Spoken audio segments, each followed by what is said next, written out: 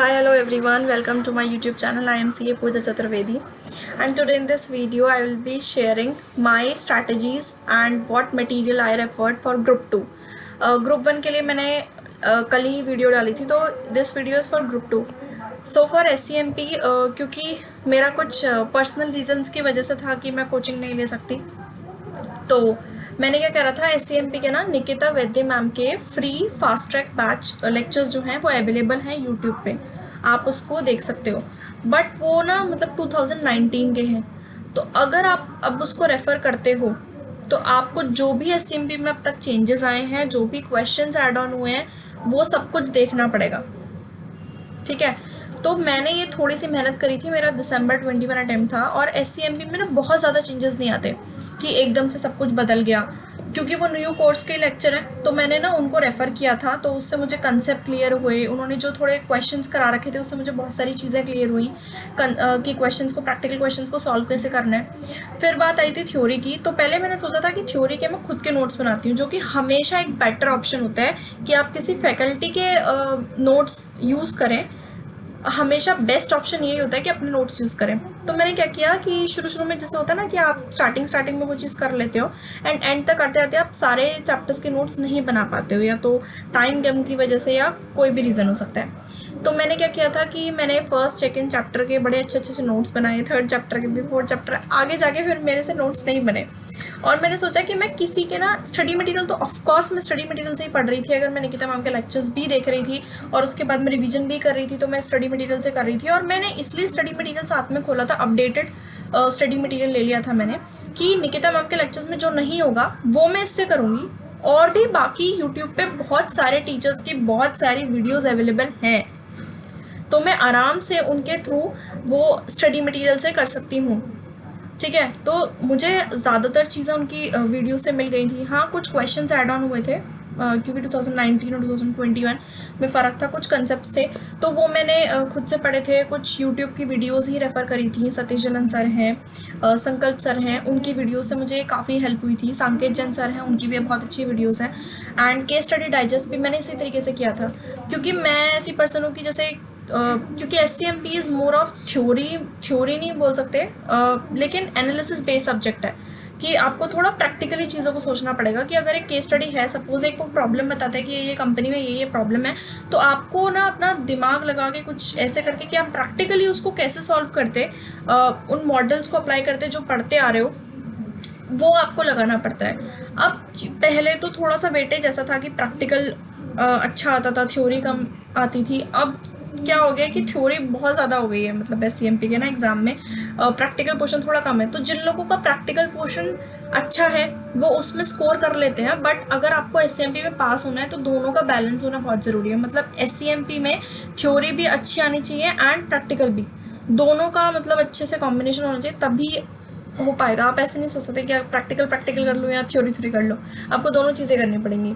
तो मैंने क्या किया था, फिर अतुल अग्रवाल के कंसेप्ट नोट्स रेफ़र किए. अब उनके कंसेप्ट नोट्स रेफ़र किए, बट उससे पहले भी मैंने स्टडी मटेरियल से कुछ चीज़ें चेक करी. मेरा इस पर कोई मतलब कंसेप्ट नोट अच्छे थे, बट कुछ चीज़ें मुझे ऐसी लगी जो थोड़ा सा शॉर्ट में थी, स्टडी मटेरियल में ज़्यादा थी, एंड कुछ छोटे टॉपिक्स जो कि उनमें नहीं थे. बट वैसे वो कंसेप्ट नोट्स बहुत यूज़फुल थे कि आपका मेजर थ्योरी पोर्शन उनमें से कवर हो जाए. तो मैंने उनको यूज़ करा. कुछ चीज़ें जो मुझे लग रही थी कि शायद नहीं है या कुछ ज़्यादा मुझे पढ़नी चाहिए, ये बहुत कम है इसमें, तो मैंने वो साइड में मार्क कर लिया था. एंड मैंने जो बुक है स्टडी मटेरियल में, उसमें भी निमोनिक्स बना लिए थे उन कुछ के, जैसे एडवांटेजेस डिसएडवांटेजेस हम सोचते नहीं आ जाएंगे, बट इस अटेम्प्ट में आई. तो ये भी कह सकते हैं कि आई से का कुछ भी हो सकता है, आई से कुछ भी दे सकता है.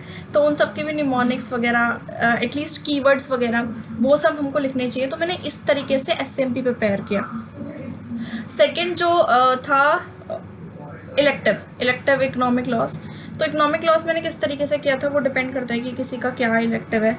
तो मेरा इकोनॉमिक लॉस था, ज़्यादातर लोग यही लेते हैं, मतलब RM इकोनॉमिक लॉस, ये तो बहुत ज़्यादा. तो मैंने क्या किया था कि इसमें मैंने CA गौरव, हाँ, वीडियोस देखी थी और साथ में कंसेप्ट पढ़ती गई थी, और मैंने मार्किंग बहुत अच्छी कर ली थी बुक में कि कुछ छूट ना जाए, मतलब मैं एग्जाम में से पलट रही हूँ, मेरे सामने चीज़ हो, नंबर्स वगैरह तो बिल्कुल ही सामने होने चाहिए, बिल्कुल ही क्लियर होने चाहिए। एक बार कंसेप्ट पूरा एक्ट का क्लियर होना चाहिए कि वो एक्ट बोलता क्या है, कहाँ क्या क्या क्या चीज़ें होती हैं, तो वो सब मैंने अच्छे से पढ़ लिया था। एंड हाँ, केस स्टडी मैंने थोड़ी बहुत प्रैक्टिस कर ली थी, क्योंकि मुझे पता था कि 4 घंटे बहुत कम है इस एग्ज़ाम के लिए, तो उस तरीके से मुझे प्रिपेयर करना है। तो ये थर्ड इज़ डीटी। डीटी के लिए मैंने बीबी सर का फास्ट ट्रैक बैच लिया था। तो पहले मैं बहुत कंफ्यूज थी, फास्ट ट्रैक लेना चाहिए, रेगुलर लेना चाहिए, फास्ट ट्रैक की वजह से कुछ छूट गया, कुछ वो हो गया।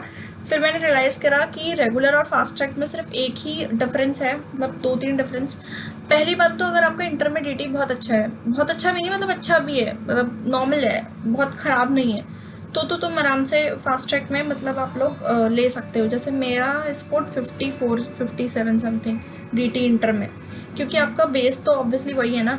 तो नहीं भी है तो फास्ट ट्रैक बैच में जो 2 डिफरेंसेस थे, पहला तो यही था कि जो रेगुलर बैच होता है सर का, उसमें वो बेयर एक्ट से पढ़ाते हैं, मतलब, और फास्ट ट्रैक बैच में जो उनकी कॉम्पैक्ट है वो उससे ही पढ़ाते हैं, उससे ही चीज़ें समझाते हैं, बट प्रोविजन ऑब्वियसली वो पूरा ही बताते हैं, बहुत अच्छे से पढ़ाते हैं।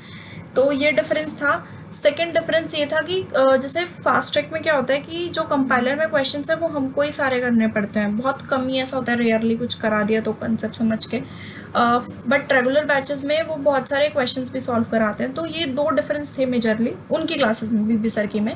अगर आप और किसी से क्लास लेते हो, अतुल अग्रवाल या जो भी अदर फैकल्टीज़ हैं, तो वो उस पर डिपेंड करता है, बट बीबी सर का तो येस ऑफकोर्स सब लोग जानते ही हैं उनको।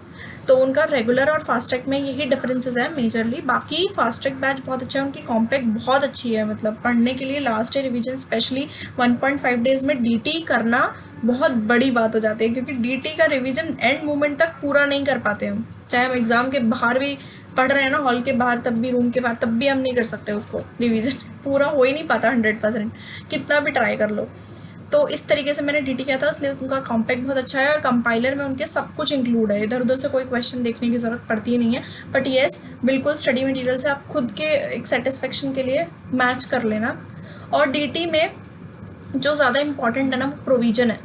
ज़रूरी नहीं कि आपका एंड तक पूरा टेक्स्ट सही निकले। सपोज एक क्वेश्चन है पीजीपीपी का और उसमें काफ़ी सारी एडजस्टमेंट्स हैं, एंड में आपको एक टेक्स्ट का कैलकुलेशन करना है, तो अगर आपका वो सही नहीं निकल रहा है, इसका मतलब ये नहीं कि पूरा कट हो जाएगा, क्योंकि मुझे पता है कि मैंने मिस्टेक करी थी। फर्स्ट क्वेश्चन था 14 मार्क्स का, उसमें मैंने एक डिडक्शन में गलती कर दी थी, तो मेरा टेक्स्ट ऑफकोर्स सही नहीं आया था। डिडक्शन मुझे एग्जाम हॉल के बाहर आके पता चला, तो मुझे लगा कि मैंने वर्किंग नोट्स बहुत अच्छे बनाए थे, मतलब 10 to 15, मतलब उसमें मैंने सारा प्रोविजन बताया, ये एडजस्टमेंट मैं क्यों कर रही हूँ उसका मैंने हर एक का रीज़न बताया, तो उसके मार्क्स बहुत अच्छे मिलते हैं टेक्स्ट में। आईडीटी भी मैंने सेलेक्ट किया था। आईडीटी के लिए मैंने कोई बुक रेफ़र नहीं करी, क्योंकि आईडीटी का स्टडी मटेरियल बहुत बहुत बहुत अच्छा है। आईडीटी का स्टडी मटेरियल इतना अच्छा है कि अगर कोई कंसेप्ट आपको समझ आ भी नहीं रहे ना, तो भी एग्जाम्पल्स इतने अच्छे हैं कि उससे आपको सब कुछ क्लियर हो जाता है। कि सपोज मैंने एक प्रोविजन पढ़ा, पहले तो लैंग्वेज बहुत ईजी है स्टडी मटेरियल की आईडीटी के। आईडीटी में जीएसटी स्पेशली, कस्टम में थोड़ा मुश्किल होती है, बट मैंने जीएसटी सेल्फ खुद पढ़ के ही समझा था।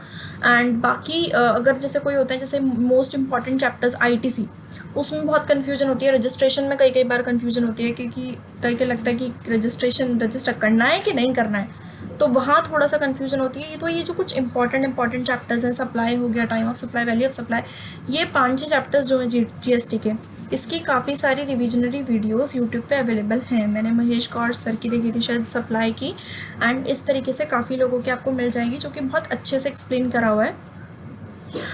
जीएसटी फिर मैंने सेल्फ बुक से ही करा था, और उसके जो हर एक चैप्टर के बाद लेटेस्ट रिकैपिटुलेट है, वो भी बहुत अच्छा है, से समरी, मतलब बहुत अच्छे से दी हुई है। बात रही कस्टम की, तो कस्टम क्योंकि नहीं हो पाता है, मतलब स्टडी मटेरियल से थोड़ा सा मुश्किल है कस्टम। जैसे हम जीएसटी कर लेते हैं ना, तो कस्टम इतना पॉसिबल नहीं है। तो कस्टम के लिए मैंने क्या करा था, शिवा तेजा सर की वीडियोस देखी थी। शिवा तेजा सर, उनकी वीडियोस देखी थी कस्टम की, शायद 10 to 15 वीडियोस हैं, क्योंकि मेरे पास टाइम भी कम था, तो एकदम से नहीं था कि मैं एकदम से इतने सारे आर्ट्स की वीडियोस परचेज कर लूँ। तो अगर आप कोचिंग ले चुके हो या मतलब पहली बार भी कर रहे हो, तो ऐसा नहीं बिल्कुल समझ नहीं आएगा। मेन इंपॉर्टेंट सब कुछ हो जाएगा, जैसे कि वैल्यूएशन बहुत इंपॉर्टेंट होता है कस्टम में, ठीक है। बैगेज रूल्स आपके कुछ आते हैं, तो मैंने क्या करा था, वो जैसे कुछ बताते थे तो मैंने वो हैंड रिटन लिखती रहती थी और मेरे कस्टम के 20 to 30 पेजेस के कुछ शॉर्ट नोट्स बन गए थे, जिनको मुझे आराम से मैं रिवाइज़ कर पाई थी 1.5 डेज़ में। मतलब मैं अगर रीटे का एग्ज़ाम दे के आई हूँ तो उसके बाद मैंने आधे घंटे बाद अगर अपनी बुक्स उठाई तो मैंने उसी दिन सेम डे पे कस्टम कर लिया था कि नेक्स्ट डे मैं जीएसटी करूँगी। तो उस तरीके से मेरे क्योंकि खुद के नोट्स हो गए थे और उन्होंने डिस्क्रिप्शन में भी शेयर करे हैं उनकी पीडीएफ जो है वो नोट्स वाली। तो जो भी चेंजेस हो वो सब आप देख लेना खुद से कस्टम के, और भी टीचर्स के वीडियोस अवेलेबल हैं, उस तरीके से हो जाएगा। एंड क्वेश्चन की लिख के ज़रूर प्रैक्टिस करना वैल्यूएशंस वालों के, क्योंकि वो आता ही आता है। फिर एफटीपी का थोड़ा सा वेटेज कम है, बट टाइम कम होने की वजह से कभी कभी छूट जाता है, पर बिल्कुल मत छोड़ना उसको, क्योंकि ऐसे अब कहीं से भी कुछ भी उठा रहा है। तो एफटीपी का क्या करना कि जैसे मैंने जो रेफ़र करी थी अंदाज़ और सर की 5 वीडियोस थी आधे घंटे की, तो उसमें उन्होंने मेन स्कीम्स डिस्कस कर ली थी एंड कुछ पॉइंट्स जो इंपॉर्टेंट होते हैं, जैसे कि कोई स्कीम है वो आपको 12 मंथ्स के अंदर अंदर करनी है, ऐसे करके उसमें कुछ स्कीम्स होती हैं, तो वो पॉइंट्स मैंने मार्क कर लिए थे। तो उससे मुझे लास्ट में बहुत हेल्प हुई थी, और क्योंकि मैंने एफटीपी सिर्फ वो वीडियोस देखी थी एंड वो जो मार्किंग थी वो लास्ट स्टेप पे सिर्फ वही पढ़ा था जल्दी में, तो भी मैंने शायद 3 MCQs ही आए थे एफटीपी के, तो वो 3 मेरे सही थे। तो इस तरीके से मैंने स्मार्टली फिर वो किया था, क्योंकि मेरे पे टाइम बहुत कम था जीएसटी में, मुझे काफ़ी ज़्यादा टाइम लग गया था सेल्फ करने में, क्योंकि मैं खुद से बुक में एक रीडिंग से लगाती थी चैप्टर को, फिर उसको समझती थी, क्योंकि मेरे लिए कंसेप्ट समझना, प्रोविज़न समझना ज़्यादा ज़रूरी है, और थोड़ा सा अपने माइंड का लगाओ तो बाकी जीएसटी जो है वो सेल्फ हो जाता है। आईडीटी अगर किसी को सेल्फ करनी है पॉसिबल है, और अगर एक क्वेश्चन बैंक लेना हो तो क्वेश्चन बैंक में रेफ़र कर सकते हो, कि मतलब अलग अलग जगह नहीं जाना, बट देख लेना कि उसमें आई से के क्वेश्चंस हो। बाकी आईडीटी में भी वर्किंग नोट्स बहुत मैटर करते हैं, मतलब जितने वर्किंग नोट्स बनाओगे ना उतना अच्छा, उतनी अच्छी मार्किंग होगी, उतने अच्छे मार्क्स आएंगे। वर्किंग नोट्स के बहुत अच्छे मार्क्स होते हैं इन टेक्स्ट के पेपर में। तो ये मैंने चारों सब्जेक्ट्स का क्या क्या मटेरियल मैंने यूज़ करा, किस किस तरीके से करा, ये थोड़ी वीडियो बना ली है।